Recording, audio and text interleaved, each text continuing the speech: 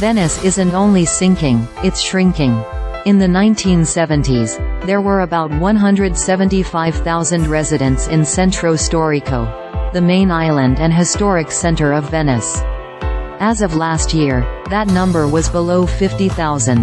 What has been growing steadily is tourism, which due to economic and quality of life pressure, has been pushing out residents.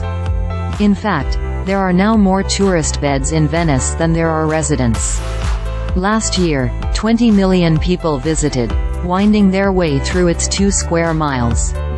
Last week, Venice took action on overtourism, introducing a €5 fee to day trippers who want to access the city. The aim, Venice's mayor Luigi Brugnaro said in a press conference, is not to close the city, but not let it explode. The program, officially launched on April 25, a historically significant day, as it is both Italy's Liberation Day and the feast day of the city's patron saint, Saint Mark, took the mayor's words in a direction he hadn't intended, with roughly 1,000 protesters gathered in Piazzale Roma to oppose the measure, ultimately clashing with police in riot gear. Residents voiced a range of concerns despite the measure being designed in part to help make their city more livable. They objected to the idea of living in a closed city. Some argued that selling tickets reduces their city to an amusement park, Veniceland. There's also a central irony, critics say, in a government that at the same time is considering multiple ways to increase tourism, from weighing the idea of cruise ships returning to the lagoon to relaxation of limits on Airbnbs.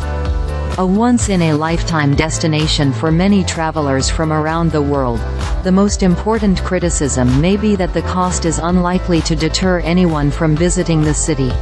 Almost the entire city is against it, Matteo Secchi, leader of a residences activist group, told The Guardian.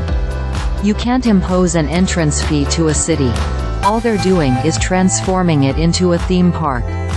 I mean, are we joking? On the first day of its implementation, according to data from the mayor's office, 113,000 people registered, and of those 16,000 paid the fee. Others were exempt for various reasons, including hotel stays, being a commuter, a student, or visiting family or friends.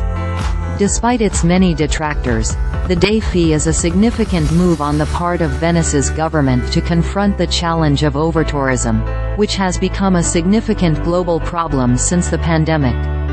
This administration is the first one after 30 years of chit-chat on putting a brake to tourism growth that has actually done something, said Antonio Paolo Russo, who was born in Venice and is a professor of urban geography at Rovira I Virgili University in Tarragona, Spain. But Russo, offering a view representative of many experts, said the measure seems likely to fall short in terms of effectiveness, and smacks of political gestures, as well as obscure profit motives. €5 won't make any difference with such a large demand.